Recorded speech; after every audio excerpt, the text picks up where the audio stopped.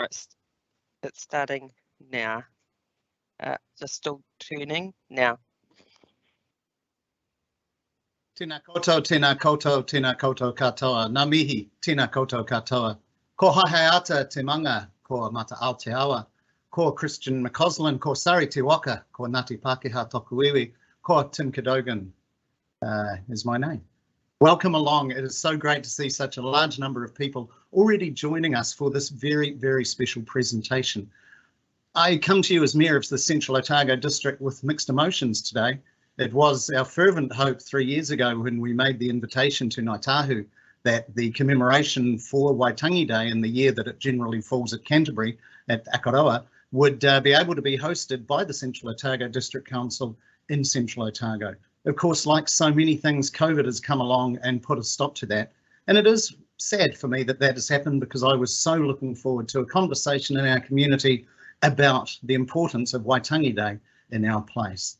But I'm also extremely pleased today to be able to introduce Kaumātua Edward Ellison, who very shortly is going to give a presentation on iwi in Central Otago in the past. And that is a very important conversation because I believe for far too long, for far too many people, the history of mankind in Central Otago has started with the gold rush in the 1860s. Whereas there is very, very good evidence that iwi were in Central Otago as far back as the 12th century. And in fact, that evidence actually shows that, believe it or not, they were mining silkcrete in Central Otago way, way back, around about when Genghis Khan was running around the steppes of Asia. So I'm going to depart very shortly and pass the presentation over to Edward, but just a little bit of housekeeping at the beginning. Should you wish to ask any questions, and please I encourage you to do so because there will be a lot of questions, you'll see up in the sort of top, not too far from the middle, over towards the right, a little bubble that has a very helpful question mark in it. Just type your question in there and that question will be answered at the end of the presentation. So they'll be read out and answered at the end. So it is now my great privilege and pleasure to welcome and thank Kaumātua Edward Ellison to begin his presentation. Morena e hoa. Anō reira, ko tēnei mihi atu kia koe te Kaumātua e Tim. Ko tēnei mihi atu kia koe mo tō kōrero tuwhiratia tō tātou nei wāhanga o te ata nei. Ngā mihi atu ki te kaunihera me o koutou ngā kaimahi. Ia whena tēnei kaupapa o te ata nei. Koutou katoa e mātaki ana tēnei pito kōrero, e pāna ko tēnei kaupapa o Wāhi Tūpuna, tēnei rā o te rā Waitangi, koutou katoa ngā tangata tiriti, ngā tangata whenua, koutou e noho anu I roto e te rā pito ki uta ki tai o te motu, te rā rā koutou katoa. Thank you, Mayor Tim, for your introduction and setting us off on this session this morning, and to all those who are watching in, ngā mihi kia koutou.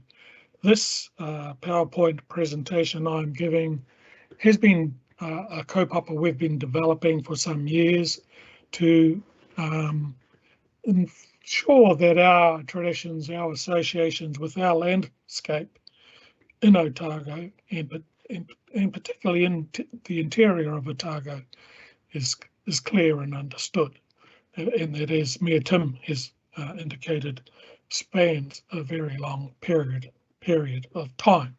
So our history is in the land and in the place names and the traditions that go with it. And so this PowerPoint will speak for itself as we go through each of the 24 slides. So much of the traditions we have that associate ourselves with the landscape of Otago and broader than that, tribal area, is taken from this very, very ancient waiata. And this is only very few opening lines of would be literally pages of a waiata that would have been repeated and over the generations to ensure our traditions, our creation traditions, were transferred down the generations to us today. So it does talk about the beginnings when it was just the nightfall. And then came the day the bright day, the long-standing day, the unavoidable, unattainable void, the intangible void, the unstable void, the parentless, and then Māku, coupled with Mahora Nui Aotea and Raki, the Sky Father, was born. And that waiata was recorded in writing by Tira Moerehu. He was the first to put it to writing in the 1800s. And from that account, you know, it talks about literally what we might call today the Big Bang theory, when there was total darkness and then light emerged, a great void of nothingness. Māku, the dampness, mated with Mahora Nui Aotea, great expanses of water appeared. Papatuanuku and Takaroa met in our traditions, and they have children, after which Takaroa departed for a long period of time. And a lonely Papatuanuku, Earth Mother, met Raki Nui, or Raki, who we referred to. They have many children, and in time conspired to force their parents apart to let the light in. These offspring of Raki Nui and Papatuanuku or Tāne include, prominent ones include, and who took an interest in human affairs, include Tāne, Tumataueke, Rongo, Omie, Tiki Tiki, Tawhiri Mātea, Whiro, and Ruo Moko. Tāne was successful in forcing the separation of Papatuanuku and Raki Nui, and a process of creation followed that included the shaping of the natural world that makes up the earthly environment, of the heavens, and ultimately emergence of mankind. So you can see this Wāhi Tūpuna kōrero extends back in our beliefs to the beginning of time.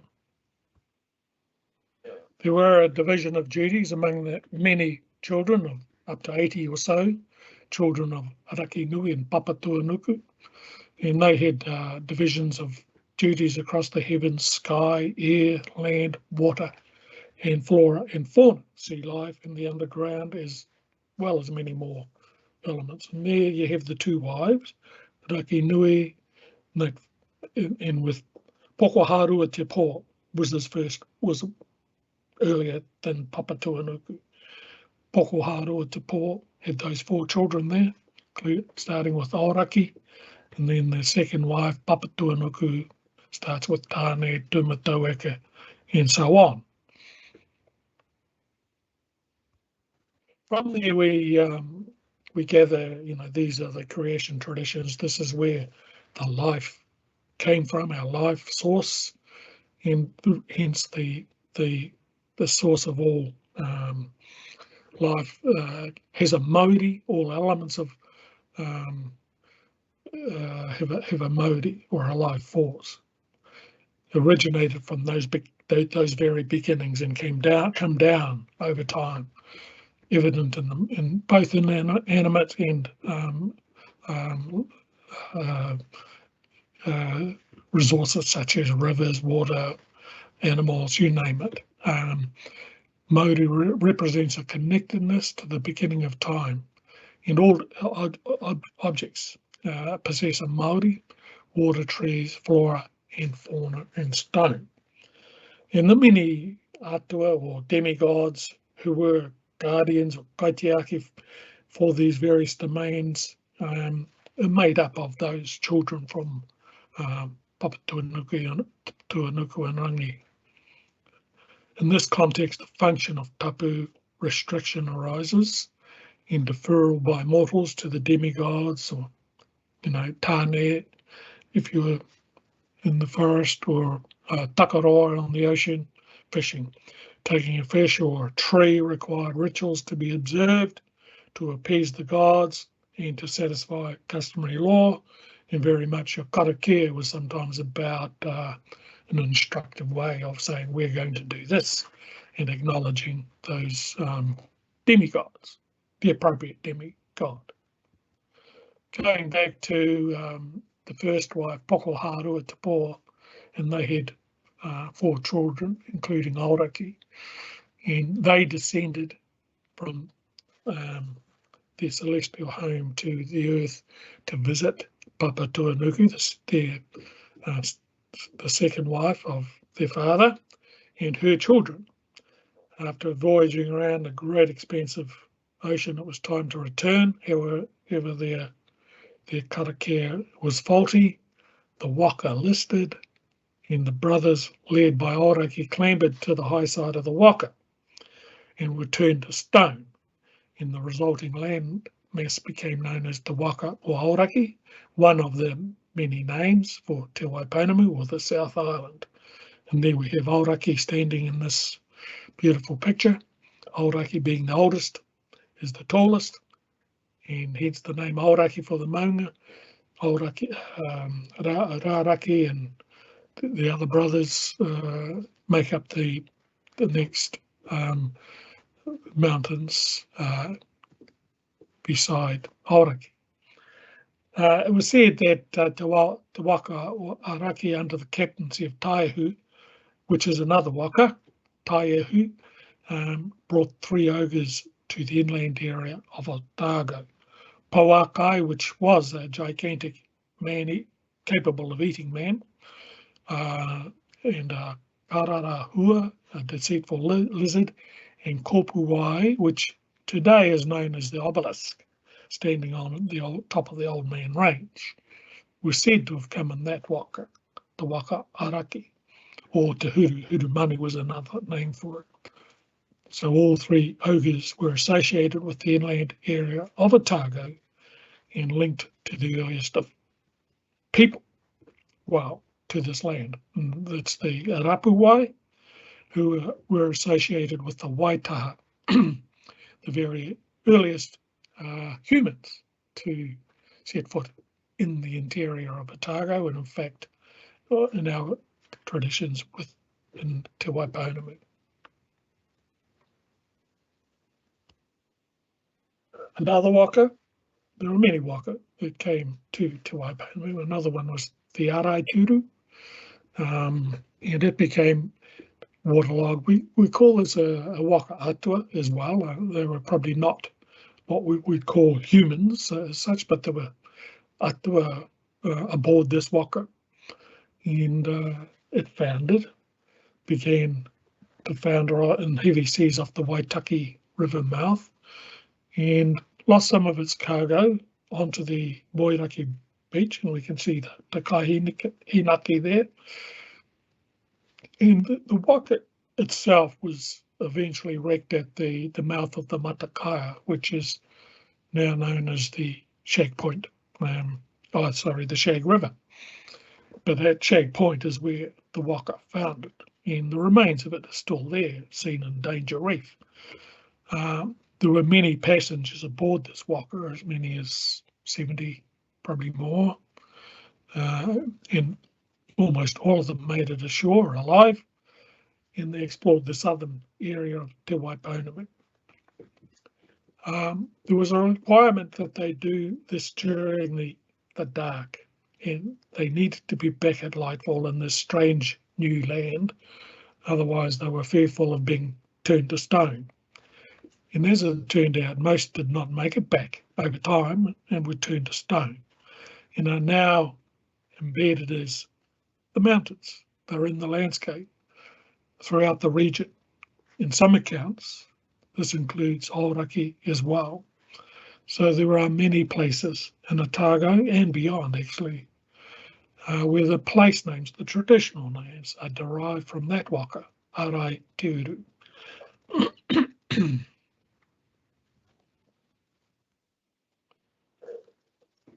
Another waka that arrived on our shores, the Uruo, on which the Kaihotu, or the skipper, was Rakai Hotu, also associated with the Waitaha. And Rakai Hotu and his son, Roko Hauia, they split on the bank, they landed on the banks of the Nelson on the shore there, and the son, Roko Hauia, took the Waka Uruo around and down the east coast to look for suitable places to settle or food resources, generally exploring the land, while Rākai Hautu and his team ventured down the centre of the South Island, and he dug pools, which was to give a sign of what the South Island had in store for him.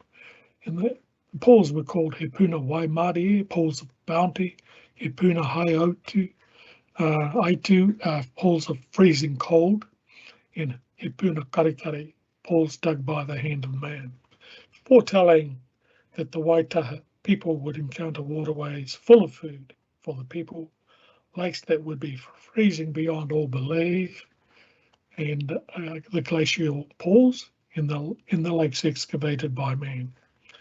Rākai Hautu carried an enormous spade to whakaroria, plunging it into the soil, and a lake would appear in the traditions. And this is how we remember their journey, right down through the centre of the South Island. Whakapoa associated with their journey, Pukaki, Oho, Hāwea, Wanaka, Whakatipu Waimāori, otherwise like Wakatipu, they're all associated with their journey.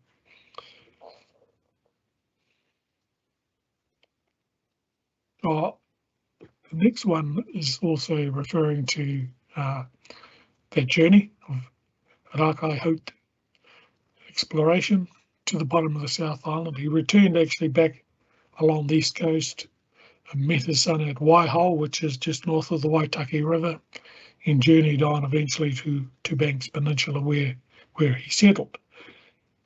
And then some of the place names, we're now starting to look at some of these place names, and that map there of the Central Otago District Council area includes names taken from the Kāi Tahu Atlas, where we've been researching our traditional names and mapping those. There are quite a few there. You may be able to read them. Where Alexandra is, the junction of the Manuherekia in the Mātou is Kamoana Hai, i.e. the splitting of the waterways. There is Hai Ata, or leaning rock, and also Kopawai on the top of Old Man Range. Many other names that we speak about, and we'd like to see more prominent use of them to bring our stories, our association with our landscape back alive. Just in the text there is Wairere, it's a rapids, they are rapids just below what was the junction of the Kawarau in the Mātou at Cromwell. And also there was the Orkuta rapids in the Cromwell Gorge, and not named on that map is Whakaruma Kina, which is falls that were in the Roxbrook Gorge. These are quite important because our people on their journeys back out to the coast after their mahi kakai journeys inland would often come out by mokahi, reed raft, and floating down the Mātou. Further down near Clutha, the Matau is it splits right where Clutha, just downstream from Clutha, into the Kauau and the Mātou branches of the Mātou. And here we have Kopawai, or the obelisk, the toa on the very top of Old Man Range. This, in our traditions, was a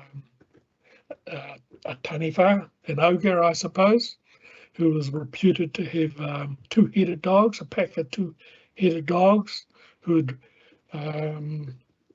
prey on parties of people, particularly if there were youngsters straying from the body of the party.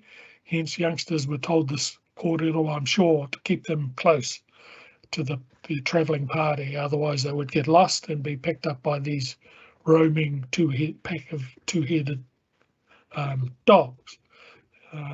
So in Kopawai is visible from many parts of Central Otago. A very prominent toa on the top of Old Man Range,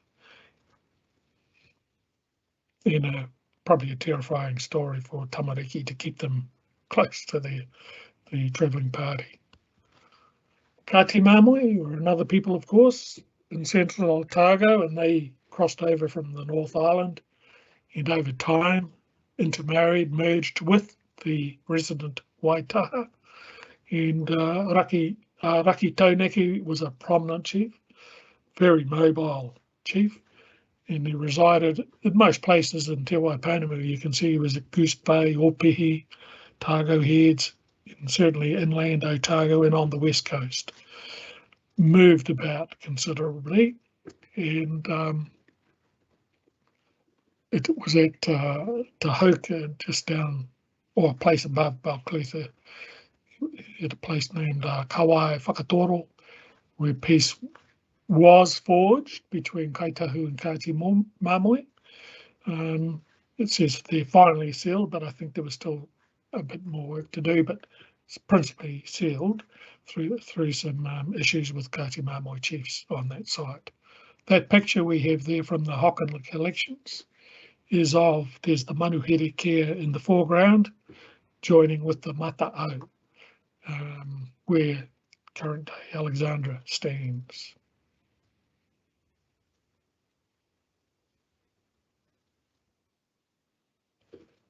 Now, the third iwi to arrive was Kāi Tahu, who also crossed over from the North Island in different Hapu formations, and they brought with them, no doubt, new stories and traditions and place names, and ventured much as Mamoi had done before them down the length and breadth of Te Waiponamu, merging with the resident people, the Waitaha, the Kāti Mamoi, through successive generations of intermarriage, such that the whakapapa today of our people, we call ourselves Kāi Tahu, but often use the term Kāi Tahu whānui to reflect the fact that we do, in fact, represent now, today, the descendants of the Waitaha, the Rapuwai, Kāti Mamoi, and of course Kāi Tahu. Kia ora, about here. Yes. I just think we are not seeing the same slide as you. We've still got Kopawai. What's happened there now? Here we go. Sorry, I'll just reshare that. I might be one in front. What are you looking at there now? I'm trying we can see one that says Kāi Tahu. Thank you. Thank you. I may have not pushed the button perhaps, but thanks. Aroha, Mike. We'll continue. Place names, we bring some further place names in here. Mataki Nui, Dunstan Mountains, place of Mahika Kai, Pātearoa, the Rock and Pillar Range was a good gathering, food gathering place, mountain near the Taiari, spelt Tai-eri there, but the correct spelling is Taiari. Poke Toi Toi, in an inland area near the Taiari River, and then Tapuwai Uanuku, the Hector Ranges. And in there we have we've taken a copy of from Ethel Anderson's book, an image showing the seasonal movements of the Southland people. Okay, that's Southland, not Otago, but in fact, the seasonal movements were very similar. Coastal, they would move inland to get weka. In fact, our people would go down to Fovo Strait and beyond for mutton birds as well. And there is the June-August looking for kakapo, and of course weka was attracted our people inland as well. Manuhere Care, our people would go in there hunting waterfowl, weka, taramea, as Mayor Tim mentioned, schist. There were some prominent schist mines there where they would gather their flints and what have you, so of course which they needed to manufacture or work their food. So it was very well organised, led by seasonal patterns in the patterns of the mahikakai seasons, the time to catch, the time not to. So that seasonal food gathering pattern was applicable because south of Ōtākou or Christchurch was not really possible to grow kumara, for example. People were very much reliant on mahikakai, seasonal travel, utilising the food available in the different regions, habitat, and in the coastal regions as well. In the Ara Taupito trails, you got that, Rebecca? No. Can you see the next Ara Taupito, the trail slide? No, but I've got it. Oh, there, we can now. Thank you. Right. There might be a time delay. So, just as I've been saying, the Ara Tawhito, or the trail, traditional travel routes, predominantly followed rivers or lakes. They connected whānau and Hapu across the motu, and obviously built up use over hundreds of years. An extensive network occurred in Central Otago. Kawarau River was an important trail between Whakatipu Waimari, i.e. Lake Wakatipu, and Mathoda, the Clutha River. There was a natural rock bridge near the Roaring Meg power station that once crossed over. It was solid bridge right across the Kawarau, which was and that disappeared in the 1800s, but it at one time formed a natural bridge. The Roaring Meg, from the Roaring Meg, there was a route over to the Oro, or the Kadraina Valley, down through to Lake Wanaka, Hawea, Whakatipu, Waimari. Ōmako, or the Lindis Pass, was another significant trail linking into Te Manuhuna, the Mackenzie Basin, between Central Otago Lakes and the Waitangi River, down to its mouth. So this traditional route was fundamental for the operation of our Kāi Tahu whānau mahikakai system. Te Papapuni, the Nevis River, was another significant route, south and north, linking pretty closely with the natural bridge in the Kawarau. And the ready availability of raupo in the interior of Otago ensured mokahi were able to be built utilising the reeds of the raupo. So to create these flotation vessels we call mokahi, transporting people, mahinga kai, stone resources, to the coast, including pounamu, which was gathered at the head of Lake Wakatipu and would travel down through the Marae, through what is now Central Otago, stopping off, hauling out, obviously, at nohoanga or temporary camp sites on their way to the coast. On to slide 15, mahikakai. Is that showing? Not yet, but Rebecca? it might be coming shortly.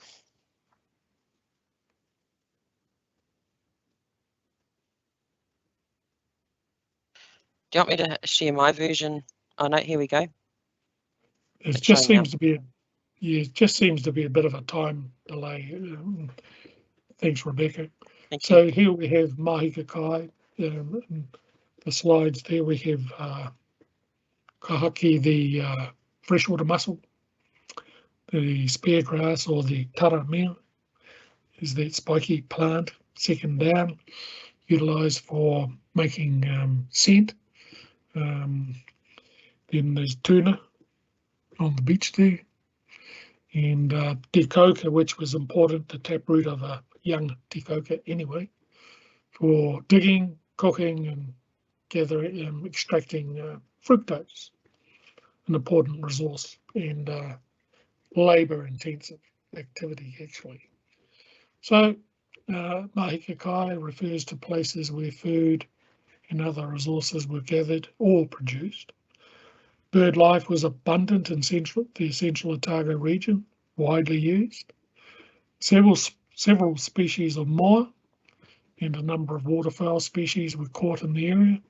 And after the decline of the moa, weka, koreke, the New Zealand quail, tuna, eel, provided protein, staple protein. Aruhe, oh yes, of course, fern root and as I've mentioned, the kauru or the cabbage tree root were common sources of carbohydrate. Weka were of particular importance across the whole region. It was renowned for its weka, particularly during winter when they, after a summer, autumn, they were at their fattest, and the various waterways and creeks then provided tuna and inaka, and of course the kaura, freshwater crayfish.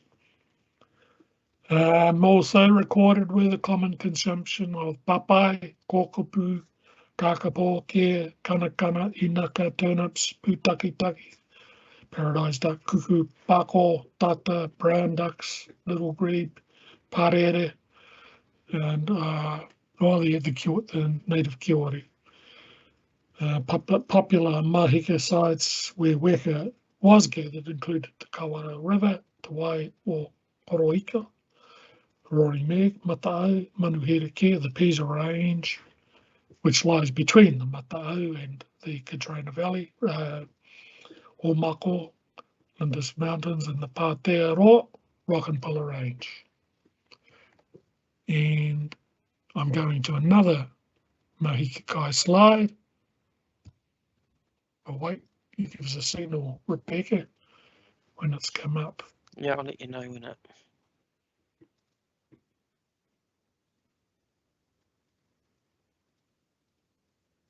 Yep, it's up now. Thank you, Edward. Thanks, Rebecca. So there's the mokahi in that second photo down. There's the reeds of the raupo above that, of course. And those mokahi, they could make one of those quite readily. And they could make the tow, another one carrying goods. There's the ducks there and the weka. Other places there in Central Otago, Te Waipapa or Karatai, Paulburn, Mahika Kai there.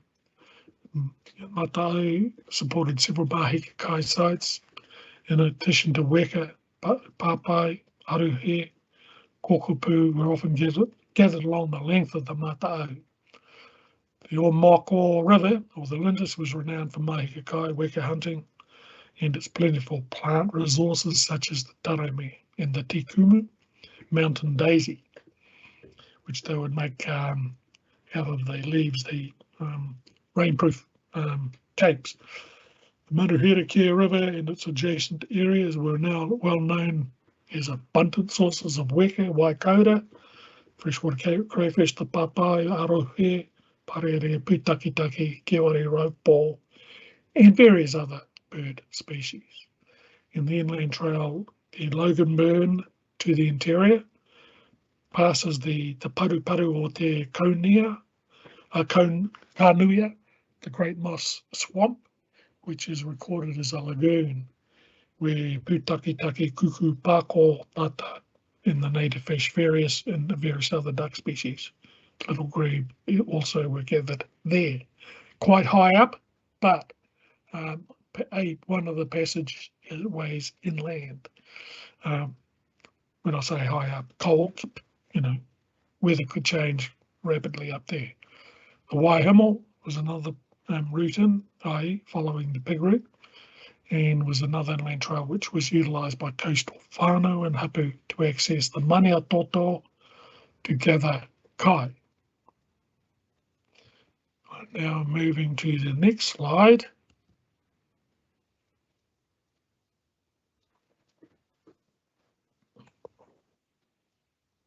We're just sending it Thank live you. now.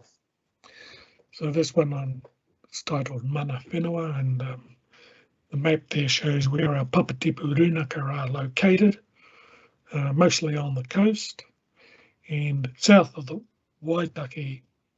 Many of these runanga have an interest in the Central Otago area. I think Central Otago is one of the largest district council areas in the country. It's quite a large chunk of inland Otago, and so there are shared interests, we call them, in the Central Otago area.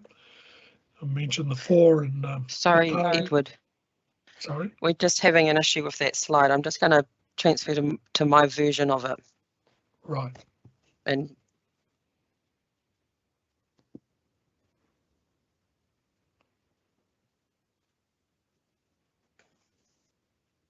Have you got yours up, Rebecca? I'm just doing that right now. So Thank you. Right, we'll follow your so it's slide that now. it's your slide, Mana Whenua. Yes, thank you.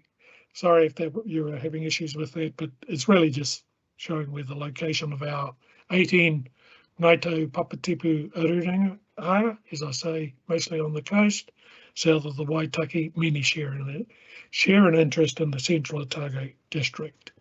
And I named the Runaka in Otago and Southland there.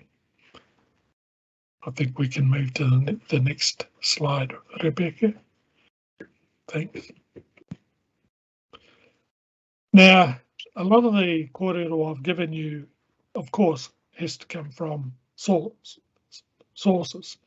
And there are many sources, and among these, the report of H.K. Tahu in 1880, producing a report for the Smithsonian Commission. It was about endeavouring to secure their access to their mahi kai and places. They were concerned with their access, their ability to sustain themselves traditionally from their traditional foods and places. Quite a big issue for them. And H.K. Tahu travelled around the Marae interviewing Kaumātua of the day to ask them where their mahi kai places were, named them, located them, and described what was available there. And he says here that our food gathering sites have simply been taken away. Our food gathering sites have been taken. We have been deprived of food. We go to our food sites only to be harassed by the Pākehā. We did not agree to this in the land sales. We do not have any money. Our old die because there are no hospitals. We say that our settlements and food gathering sites should be returned to us. This is why these names are listed here. And H.K. Tahu continued this work for the rest of his life. We'll go to the next slide, please. Rebecca, thank you. Then Tēra More, who wrote down that waiata we started with, was also speaking at the Smithsonian Royal Commission in 1879. And he says there that all that is left now are the big rivers where they run right up into the mountains, and all our mahi kai in regard to eels, inaka and other fishes are all dried up. Stone buildings and houses are standing on what were mahi kai. The rivers are closed to us and reserves are insufficient to support us. The young men may be able to work at shearing and harvesting, but for a large part of the year there is no work to do. They, that is Kāi Tahu, complained that although they have a closed season for eels, the Europeans catch them all the year round. In olden times the natives had control of these matters, but the advent of the Europeans and the settlement of the country changed the state of affairs, and destroyed the protection that formerly existed. Consequently, their mahi kakai, that is, food producing places, are rendered more worthless every year. So that was in 1879, and very much a part of that separation of our people from our traditional places, our Wāhi Tūpuna. Hence the work we have continued to do from that time to this. And part of this, the reasoning behind the Wāhi Tūpuna, is to replace our traditions, our stories, associations with our landscapes, which is very much a part of our identity and of who we are. Thanks, Rebecca. Can we go to the next one?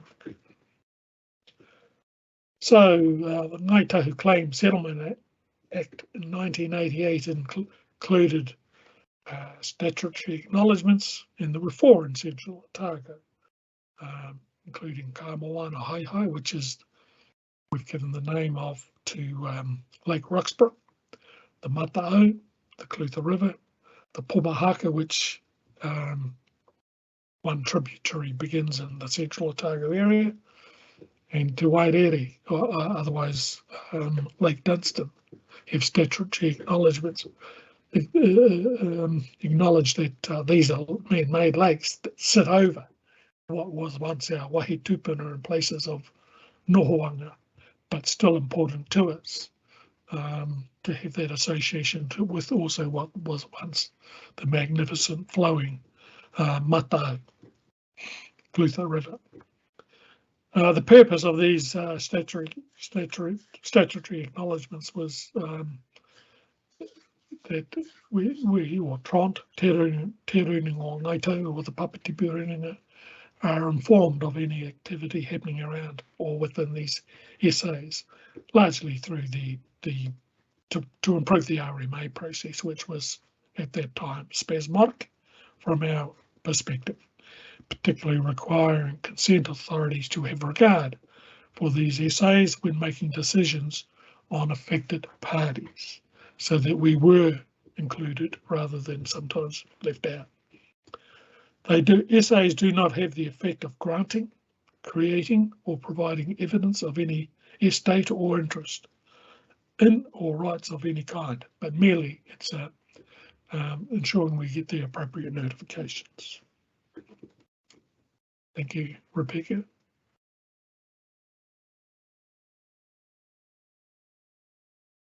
Oh, right, so another Kāi Tahu Claim Settlement Act, and with reference to what it included in respect of Central Otago, nohoaka were temporary campsites where our people could go and camp and undertake mahi kakai activity, or that was the purpose. I think generally up to about 1 hectare in selected locations, generally where there was some Crown land available. And so there was one at Cromwell, just forgotten the name of the inlet there now, just on the edge of Cromwell itself. It describes what the purpose of those nohoaka are there, and there is one at Bowman, but that might just be out of Central Otago district as well. But anyway, ownership and control also relates to the obelisk, where the ogre in our traditions, Kopuwai, is located. That tor on the very top of the Old Man Range, the immediate area and its vicinity vested in our control, ownership and control, and declared a reserve under the management of Te Runanga o Ngāitahu.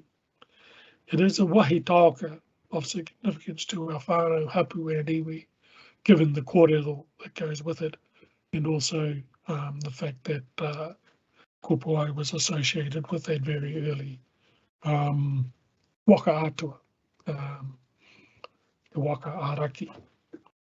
The image there is from this year, I think, if not late in last year, of a team of our people doing some cultural health index assessments in the upper Taieri, really is a part of the work that we are doing with the regional council in terms of developing their land and water plan. Good, thank you. Kāi Tahu Claim Settlement Act 98 continued, and just mentions also in terms of place names, there was another component of the Settlement Act, and Kupawai, the Old Man Range, dual name. So it's, I think it's Old Man Range / Kupawai on the geographic maps. Under Mahi Kai provisions, we were given customary fisheries management rights, and also involved in the Tonga species management. And there was quite a number of those listed, Tonga species listed in the Settlement Act and the schedules.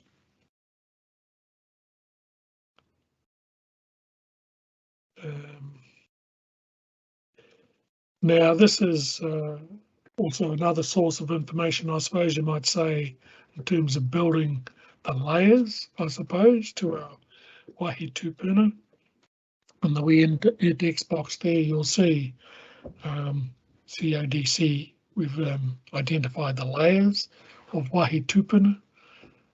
We've identified the New Zealand Archaeological Association Māori sites that are recorded, and those are those yellow square boxes. You notice how they follow the Mathoda, the river. Some of them are off the river there and up in the towards Onslow. And this is just a small snapshot of the Central Otago area, but it gives a glimpse of the patterns we've used to build the Wāhi Tūpuna mapping.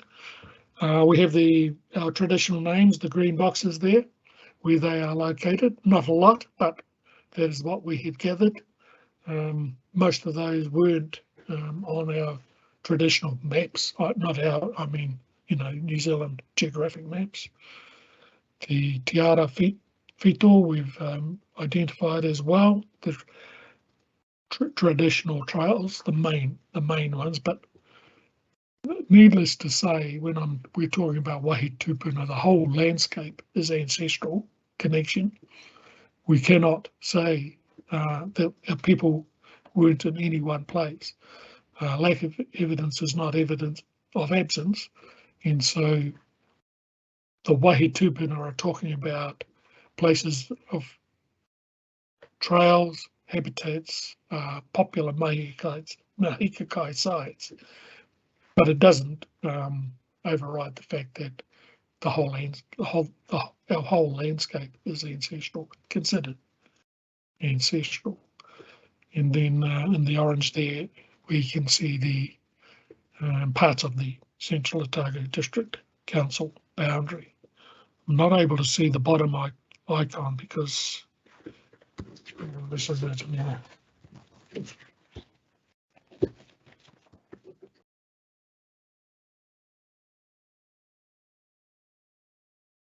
Kāi Tahu Claim Settlement Act areas. Well, there should be one where Kupawai is, but it's quite small. Settlement Act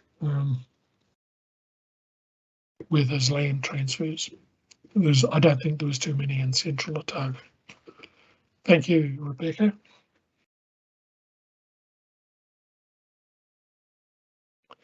Now, this is a draft mapped Wāhi Tūpuna in the area of the CODC, and the different colour codes there to show you the particular connection, what it relates to, the place, and the recorded that goes with each of those.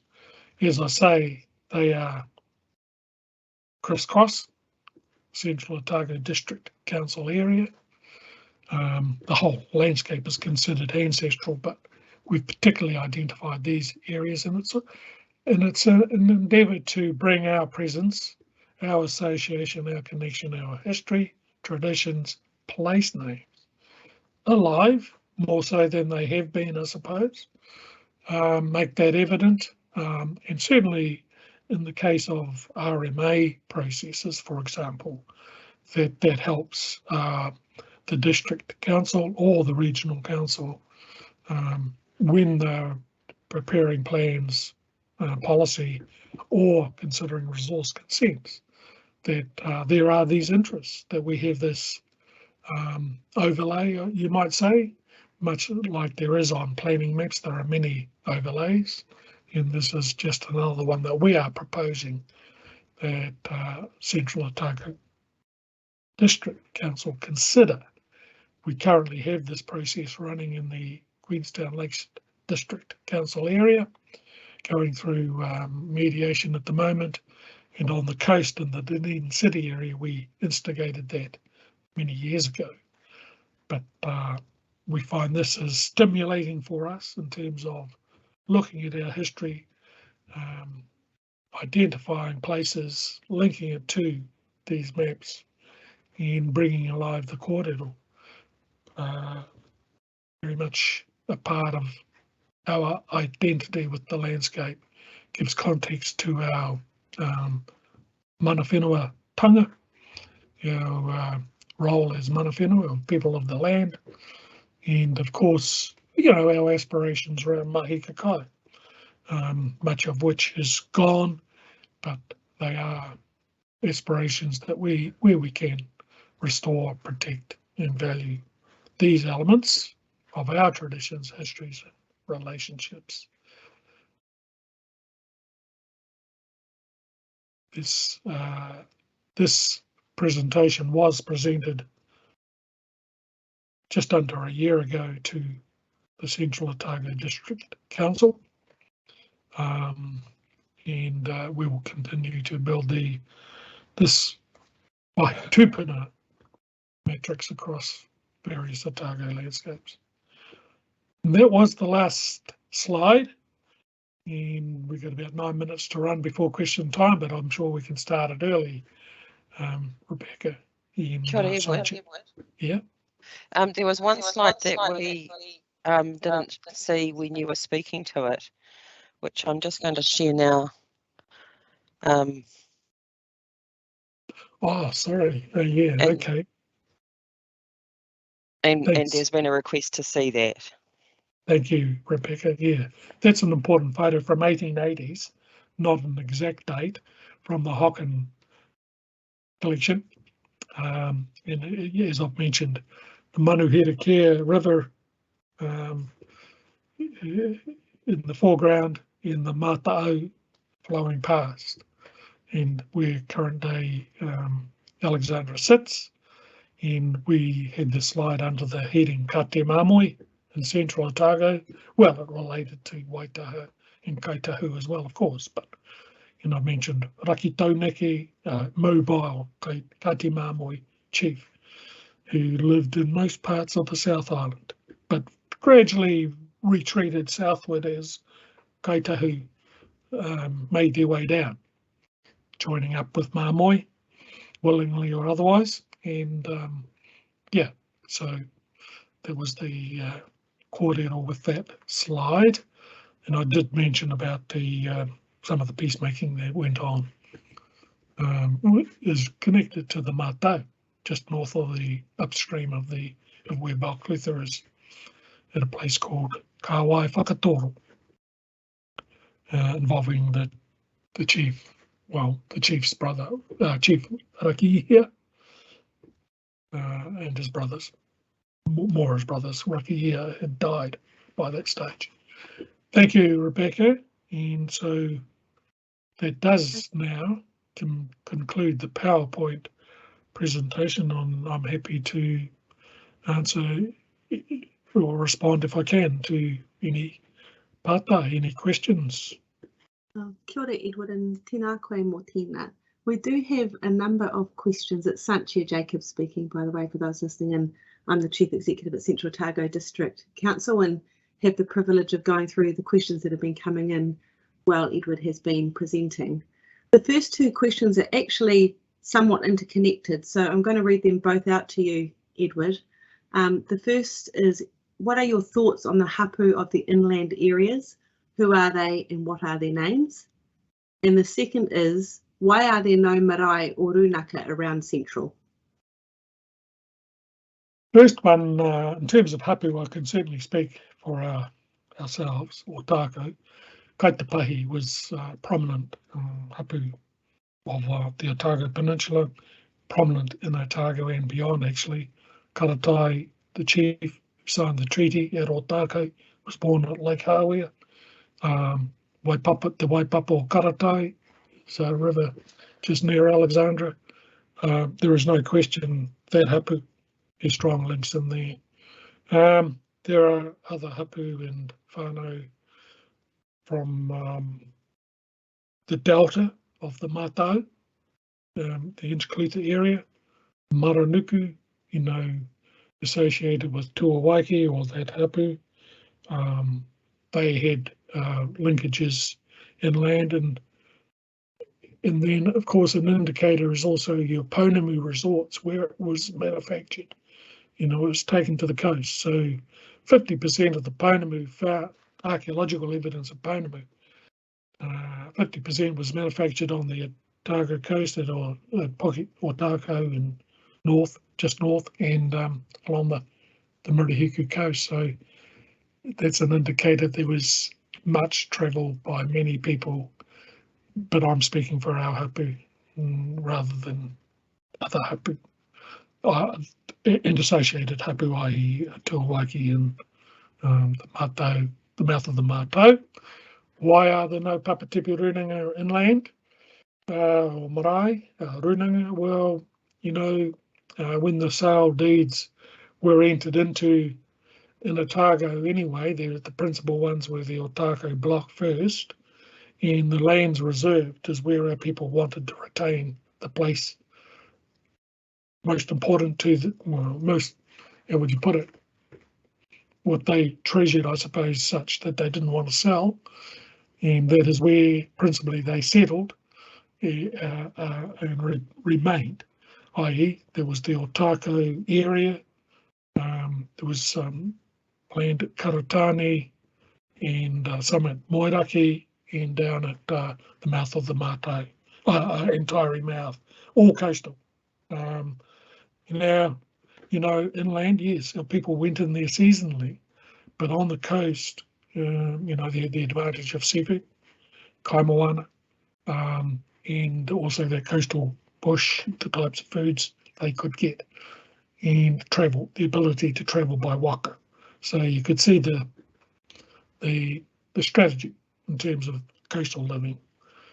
And when we did the charter in 1993, the beginnings of Te Runanga o Ngāi Tahu, the hands put up with those dots on the map of South Island, which showed earlier on, all bar Hokanui pretty well, were coastal. So it's a shared interest area. The mana really still resides where those papatipi runanga are based, but it doesn't say their mana is confined to those bases. It extends, as I've described, in the Wāhi Tūpuna, the way that works, and how those associations work, and how people whakapapa to those places. And it's for them to describe their whakapapa connection. And I've said out, certainly for our hapu, we do have that moki, ka te moki, ka te taoka, and Kāi Tahu. Kia ora mō tēnā. We have about 12 other questions that have come in while you've been talking. The next one is from Jana Davis, and she says, tēnā koe e rakatira, is the 1880 report readily available to Kāi Tahu? Where can I get a copy to help understand specific locations we want to return and help focus on? Kia ora, Jana, and that's he, by the way. Apologies. The 1880 report, Kāi Tahu, Ngāi Tahu, by H.K. Tairo, it's available. It must be in his. I think you would talk to Ngāi Tahu Archives or Takarei Norton at Te Runanga o Ngāi Tahu. He could direct you to it.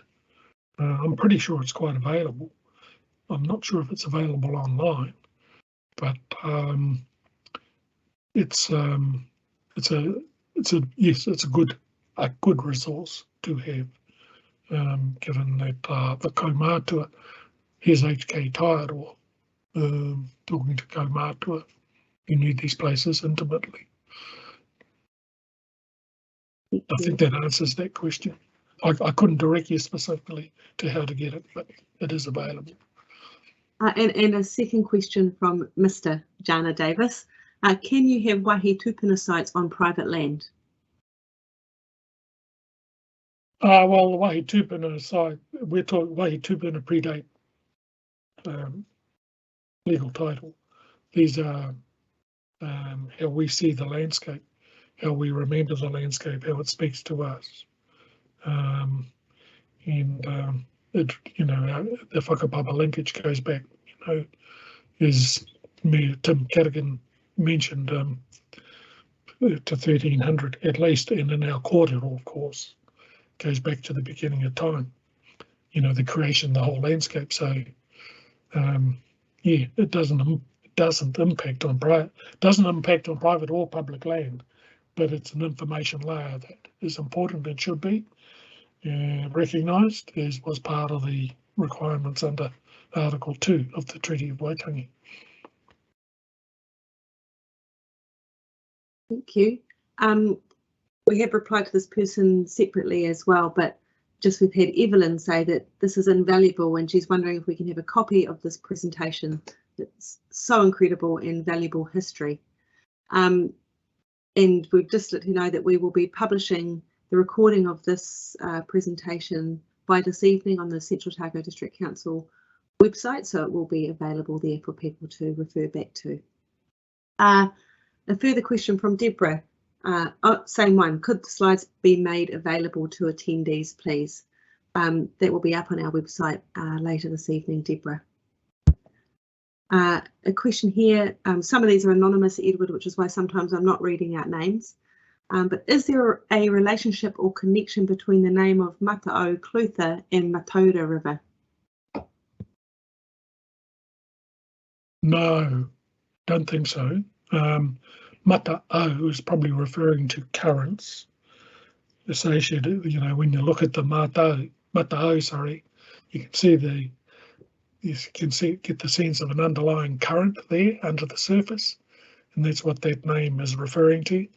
The Mathoda, I have seen the description of this meaning, but it's probably descriptive. Thank you. I'm not sure if you'll be able to answer this one. The question is Puketoitoi a connection to the farmstead named Puketoi near Patearoa? Yeah, Puketoi, oh, sorry, Puketoitoi. Good question. Different spelling, is it? Puketoitoi. Could be a connection. Puketoi is a place, quite an important place where that farmstead is, where some artefacts were found. Quite an important archaeological find made in that vicinity, and also I think where the stream Māori Creek connection, an introduced name, but it probably relates to the fact that there is archaeological evidence found there of Mahika activity. There is probably there could be a link, a remote link to the name Puketoi. Here is another curveball for you. For those not registered to Runaka, but are descendants of the aforementioned tribes, do they revert to traditional Hapu rather than Runaka-based Hapu? Well, I presume they are registered with.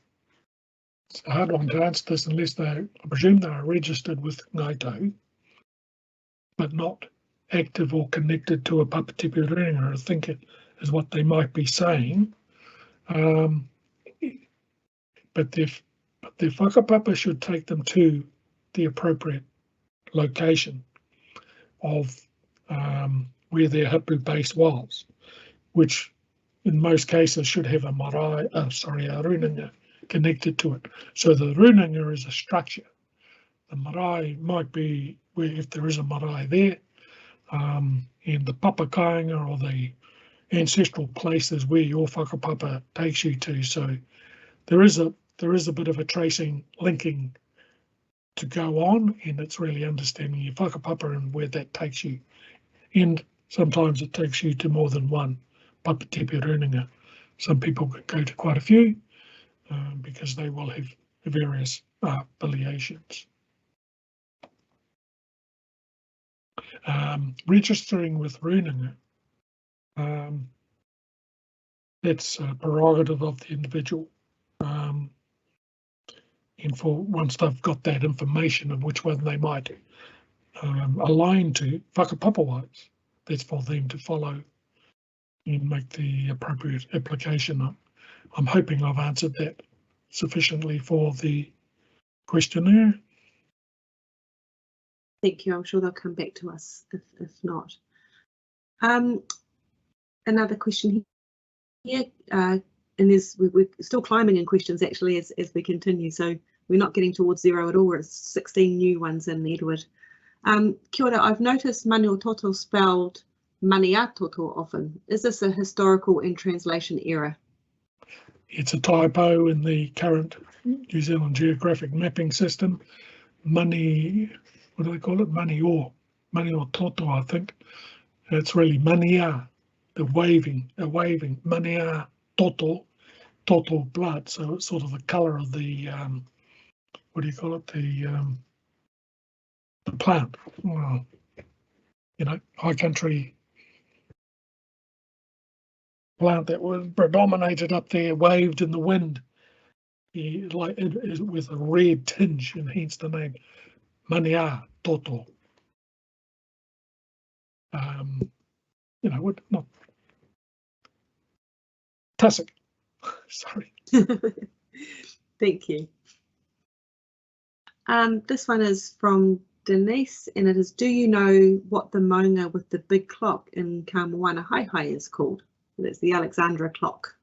Yeah, I know that. Yeah, the range, probably further back. Yes, there is a name for it. I'll come back to that. Okay. There is a question here from TJ, and that is the Wāhi Tūpuna mapping available on the Kāi Tahu online atlas? Not the Wāhi Tūpuna, no, because this is just probably an initiative of the Otago Runanga via Ōka, their consultancy. So no, it's not on the. Although we get information from the Kāi Tahu atlas and from Takarau, who runs the project. Okay.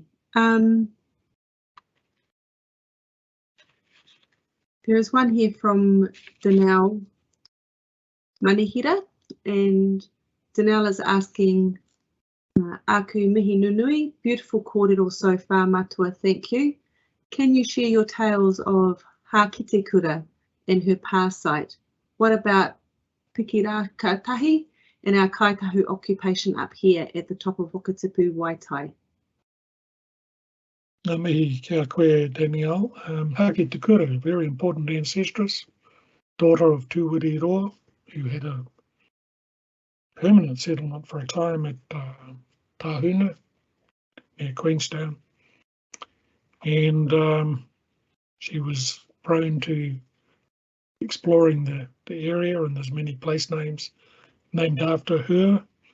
That huge hill behind Queenstown, above the gondola, Te Noho Hākitekura, I think it is.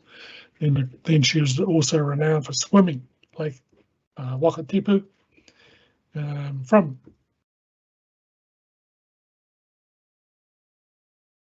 not exactly known the point of takeoff, but either the golf links or the end of the gardens, Queenstown Gardens, and directly across to Cecil, Cecil Peak, across the lake, and lit a fire to let her people know where she was so they could come and take her back. Well, back to her the kaika. So yeah, and then of course they eventually moved from there down to and lived at the mouth of the Taiari River at Taiari Mouth, where in fact she fell in love with the son of Tukioa. Momentarily forgotten his name, sorry, and they decided to vacate their village, which was in head of Lake Waihola, and head off down to Rakiura because they heard Kāi Tahu were coming, and she wanted to go with them, but when she jumped off the cliff to try and swim out to their waka, she died. She was killed, so that's Haki Tukura, died at Taiari Mouth. And Piki Raka Tahi, very important, of course, because of the source of you mentioned in your question, Mount Earnslaw, in Glenorchy at that end of the lake, of course, very important destination for our people heading up the Dart or the Redburn in search of their, prized ponum. And there was one place, a collection point that you have to climb a couple of 1,000 feet from the river. A fairly steep climb to get their ponamu, bring it back down, take it down to a village, break it up a bit, and then transport back to the coast, in workable pieces, ponamu. So of major importance is Te Koroka, and where the source of ponamu was, which was important for both Otago South and Tangata Whenua. Thank you. Tracy asks, can we please clarify the Taiari actually being Taiari and how that happened? Also, is it true that Waihola is actually supposed to be Waihora? Yeah, Taiari, as it's spelled, doesn't make sense, whereas Taiari has a meaning. So yes, so it's probably just transcribed incorrectly and stuck. And so we are in our work, in our narratives, in our kōrero, refer to Taiari. And Waihola, the school of thought, strong school of thought among our papatipu is that it's actually Waihora. Owl, probably having an owl in our kupu, in our language, is probably once again just an issue of early contact and people heard Waihora. So we are of the mind that it's Waihora, similar to what it is of the Lake Ellesmere and Christchurch. Kia ora mō tēnā. John Cooney asks, Kia ora Edward, it may be from your map that there is a Wāhi Tūpuna on our property, one of the yellow squares. How can I find out if that is the case to avoid any inadvertent damage? Kia ora, John. Just going to see if I can find that. 19. Oh, scroll. That's that. Well, it's just I suppose if you're going for a resource consent or any particular development requiring permits or permissions, really that take into account that there is this connection as well. So that's just notification, being aware. That's what it, as we say, there's absence of evidence is not evidence of absence, and so a lot of this material or information may appear through developments. Of course, much of the land's been developed, and a lot of that, if it were there, has been found or lost. But It's just we have our kaitiaki interest. I hope that helps your question. If John has more questions, he can certainly get in touch with us to connect you. We have a question here from Anna. Morena, thank you for your kōrero. The name Kamoana Haihai, the confluence of the Manuhiriki and Matau, was this a noho aka, ngā mihi nui? Pretty sure before it entered the gorge, they would have had strategic places to haul out on their long journey. Well, when I say long journey, back to the coast from inland, might be 4 or 5 days. Depends if they decided to stay in a particular place for any length of time. But I would venture to say yes. Alexandra down in the hollow there is quite warm in the summer anyway, and be a great place to stop on your way. Get into the gorge there, it can get fairly, breezy, and so they would be prime locations they would haul out, much like people settle out. You often find where people have built houses today, or where there's towns, that's also where there are great places, temporary campsites and what have you. Thank you.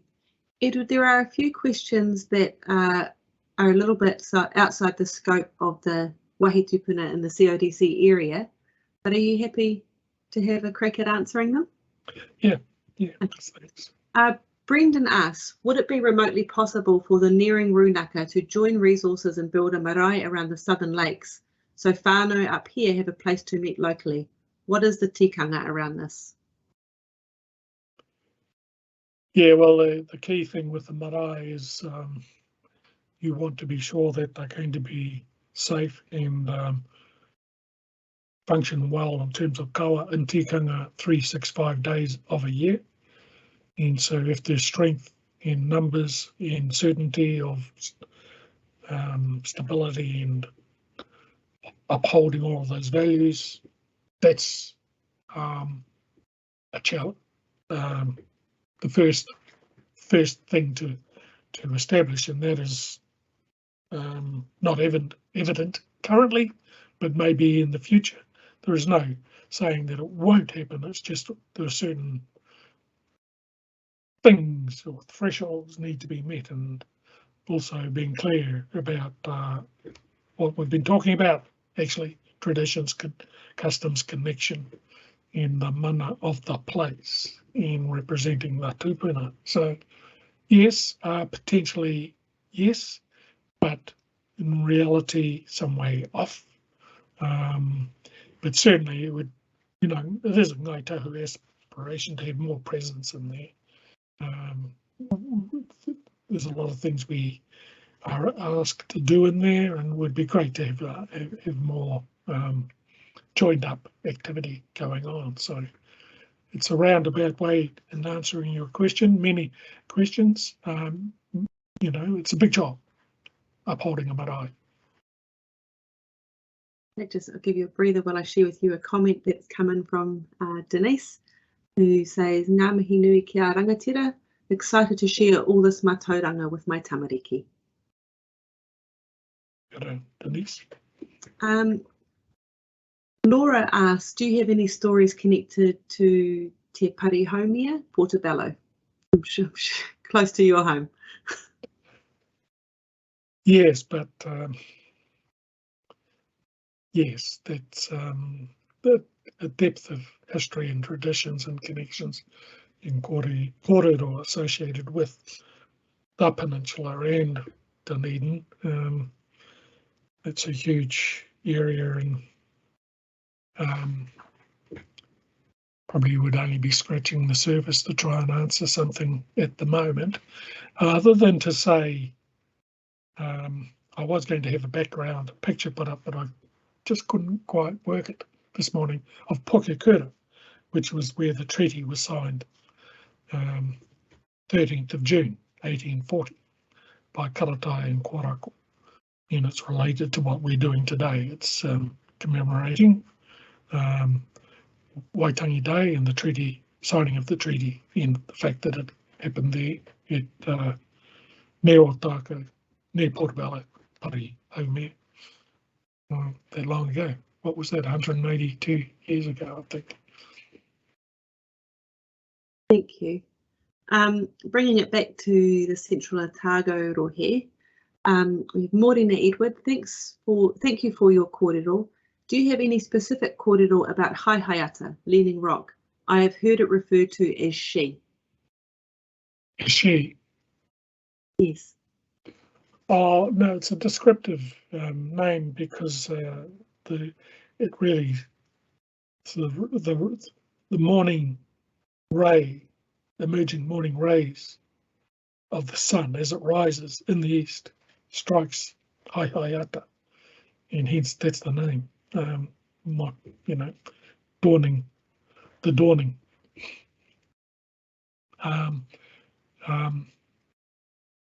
Other than that, I've driven up there, yeah.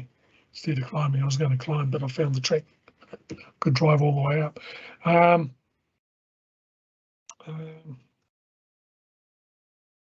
Yeah. Okay.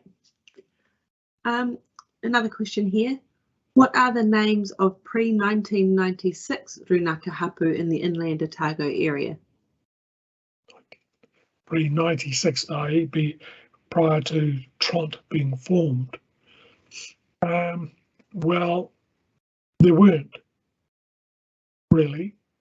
I mean, the few permanent settlements, there were a few permanent settlements, and there was a mobile use in activity in the inland area.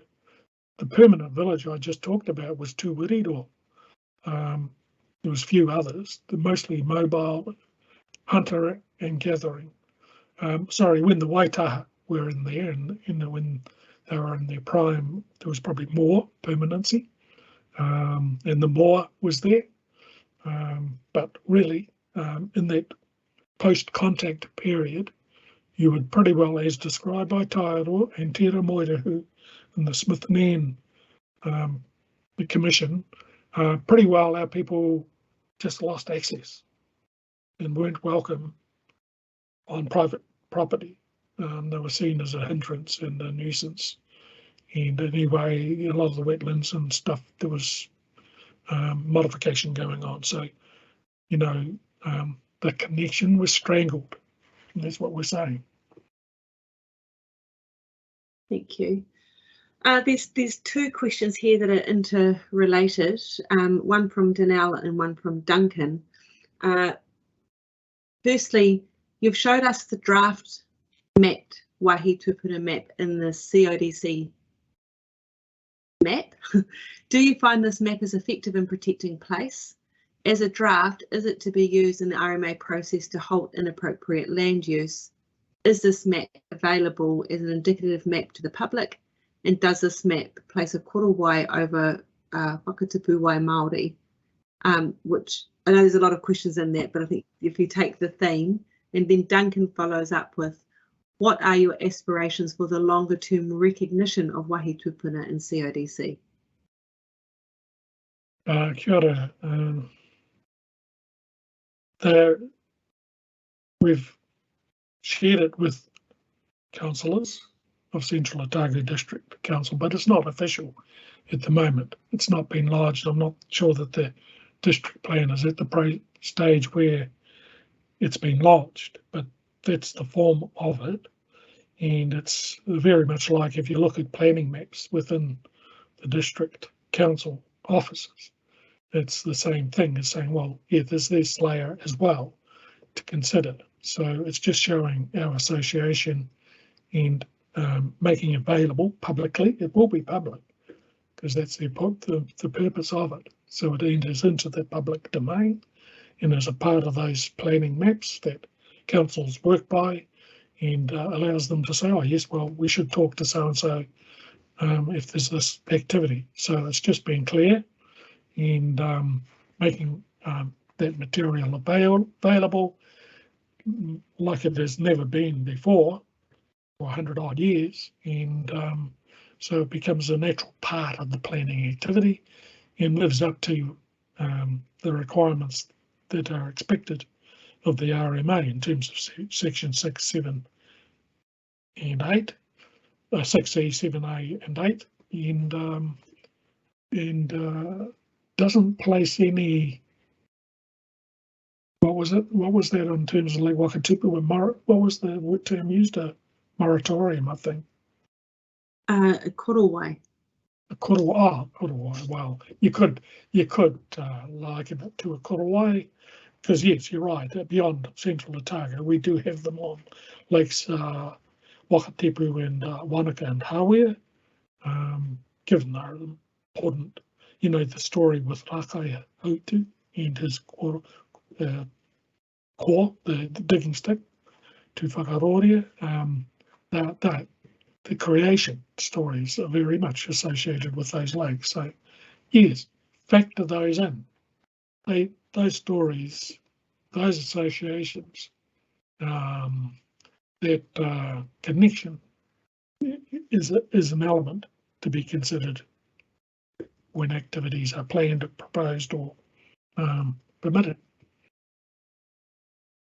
And I think I could say that from CODC's perspective, as we continue our work on the district plan and our deepening relationship with Runaka, the Wāhi Tūpuna sites, and our relationship with iwi becomes ever more important in our planning processes. So we work on that together. There's quite a big question here, not in length, but in its essence, I think, Edward. The question is, Matua, how do you carry the mamae for your people and your people's history? How do you deal with this and any ongoing kuware people? Oh, kia ora. Ngā mihi kia koe mo tēnā pātai, well, patience, and you know, we just follow the example of previous generations. I often marvel at their patience and calmness and steadfastness in holding to their truths. So we mahi ana tēnā. Look, I'm in a very lucky generation to be part of the settlement and position Ngāi Tahu to better portray and act their roles out. The previous generations never ever had that opportunity or advantage. So I feel for them in that respect. I'm just amazed at how they carried on.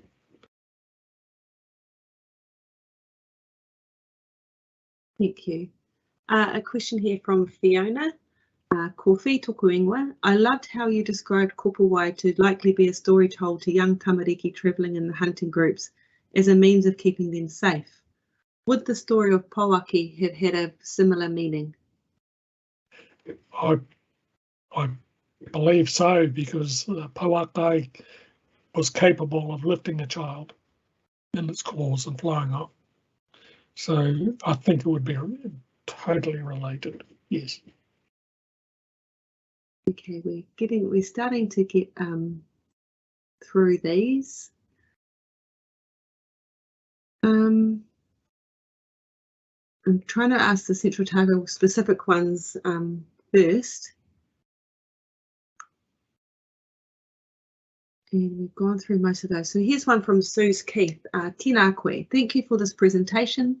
While walking backwards into the future, I'd like to congratulate Kāi Tahu on the development of the climate change strategy, Te Tahu o Te Whāriki. This is Kāi Tahu resolving the pressures of development, such as the expansion of tourism, with the challenge of climate change. So how is Kāi Tahu resolving the pressures of development with the expansion of tourism and the challenge of climate change? Well, you know, it is about incorporating our cultural values, beliefs appropriately, I believe, into these frameworks. I think you'll find that Te Mana o Te Wai, in terms of water and how we manage water, is about expanding our approach to the way we manage water and not taking a silo or an insular approach, a commodity approach. It really is broadening the way we look at our environment, and the fact that we are a part of it, interconnected and reliant on it. And we impact on it at our peril. And we have the capacity to do that in greater and with more force than ever before, with technology, of course, and the ability we have now. So it probably even heightens the need to be more alert to these broader values and associations in weighing things up in a holistic way, and also taking in the interconnectedness between people and resource, landscape, values. Okay, Sorry. I think what I'm saying is that's how we approach our work, with that broad, holistic view and time, association over time. So, we take the long view as well, and the need to carefully steer how we do things. So that's my answer. Thanks, Sanchia. Edward, we have some other questions here that I think will be difficult for you to answer now. They relate to your awareness of waiatatia for gifting sacred taonga, for more information about Waikoaiti, place names in Wanaka hardware areas, then also Queenstown Lakes area, the presentation you've done there before and how that might be available. I suspect that what you've done is opened a can of worms and everybody wants to know more. How would you like to respond to people asking for the broader questions? Good of Sanchia. Well, on the Waikoaiti one, I wouldn't probably venture there because that's not outside of my area. There's a local papatipu runanga there, Poketaraki. Yes, those Queenstown ones and the presentations that have been done there, they were presented in a environment court setting and should be publicly available. The PowerPoint, I think I did a PowerPoint there for the commissioners that must be accessible. It wasn't given. It was given in the public section. And yes, and I wouldn't enter into the specifics up there because I'm be tuning for this one on Central Otago today, so sort of pushing me out of my comfort zone. Sorry, we'll probably get a list of these questions. We might just have a look at them and see if there's an initiative we can take up in the future that might address some of these. Thank you, and we can certainly take down all of these questions and have them available for you to have a look at afterwards. I wonder whether it is not useful sharing information about the Kāi Tahu Atlas, which may provide some information to people in those other areas like Wanaka, Hawea and Queenstown Lakes. Yes, certainly it is publicly available on the Kāi Tahu website, I understand, and the Kāi Tahu Atlas is what you look for. And yes, there's quite a few names in the Queenstown Lakes District Council area on that map, and then you drill down and it'll show you what it might mean and the values associated with it and the source where the information came from. So yes, yeah, that's right, Sanchi. There is a number of people thanking you for your time as well, and perhaps there is one question that would be really nice to end on, and that is from another one from Danelle, and it says, Matua, what are your aspirations or the aspirations of Ōtākou Runaka for Central Otago, especially in terms of te taiao? Oh, kia ora. Well, it is prescribed in the way we write submissions, evidence, narratives, Danielle, I think it was, for regional council, district councils, the way we approach resource concerns in planning matters. It really is about placing more emphasis on of those values. Firstly, our waters from the mountains to the sea, and of course our mahinga kai, we'd like to see more restoration, because within mahinga kai, it's a bit like our language. If you lose your language, it can be lost in one generation. And the same with your mātauranga. If you lose access to mahinga kai, the way you gather, you catch, the way you might prepare, the seasons you approach, the conditions, the right conditions to undertake those activities, and the places and the stories that go with it, they all contain mātauranga, that is knowledge passed down from the ancestors. And that's another reason behind why we do this work, is to rebuild those connections, to re-strengthen those that mātauranga. So that's our aspiration from an environmental perspective, to rebuild the connection, the kōrero, make it available, but also, of course, and also recreate those opportunities for mahinga kai, for us to retain those traditions, that mātauranga, which is so important for when it comes to making decisions how you manage your environment, your resources. You need that mātauranga intact to be really fully capable and able to exercise your kaitiakitanga. And I'm saying that for Ōtākou, but it's a similar theme for, I can say, for the other papatipi renanga we work with on the inland area. Kia ora, Sancho.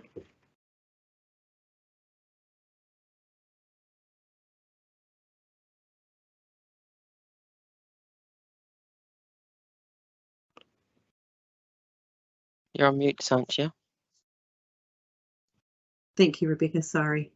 I was just saying, Edward, I think we will wind things up here. There continues to be some comments and questions around whether or not there are further presentations for Queenstown Lakes and the broader or the whole of the Ōtākou rohe. And I think you've commented before and we'll have to have a think about that stuff, but we'll make sure all of these questions are made available to you following this, so you can have a look through them as well. So kia koe, Edward, on behalf of everyone present, I want to offer our sincere thanks. Your sharing of Wāhi Tūpuna and sites of traditional significance has brought to life, I think, the history of this special place and given a voice to a rich part of that history that for so many of us has been silent. Around 230 people have been tuning into your presentation this morning, which is a fantastic show, I think, and many more have asked for the recording. So it's a brilliant way to spend time on Waitangi Day in lieu of the face-to-face that we had hoped to have. To the people that are listening, the presentation will be available online on the Central Otago District Council website this evening. I think everyone who has tuned in will be feeling a little bit humbled by your presentation, Edward, and they will feel honoured to have gained a little more knowledge about and respect for a place that so many of us love and feel a deep connection to. And I speak on behalf of the Mayor, who's had to go, and Central Otago District Council and the community we represent, in saying thank you. And we look forward to growing and deepening our partnership with you. I will hand over to you for any final words. Kia ora, Sanjia. Thank you very much for that, and for your staff who've been very helpful in bringing this opportunity together. So ngā mihi kia koe, and to Koromatua, who's had to depart, thank you very much. It's been a pleasure to work with you all, and also to all the people who are viewing. Ngā mihi kia koutou for your kaha to join for this kōrero this morning. I'm really heartened to hear of the numbers, and really impressed with the questions and the number of questions. So that's been very welcome. Thank you, and I agree, Sanchi. I've actually enjoyed the session, and in lieu of doing it in person, I think this has been a great innovation to still present this on Waitangi Day with Central Otago District Council to all the people who are beaming in. So ngā mihi kia koe, koutou katoa, ngā kai mātakitaki, tēnā rā koutou, kia pai tō rā, ngā mihi atu nō reira, kia tau, kia tātou katoa, te ata whae tō tātou riki au kreiti, me te aroha o te atua, me te whiwhinga teitanga, ki te wairua tapu ake ake āmene. Mauri ora.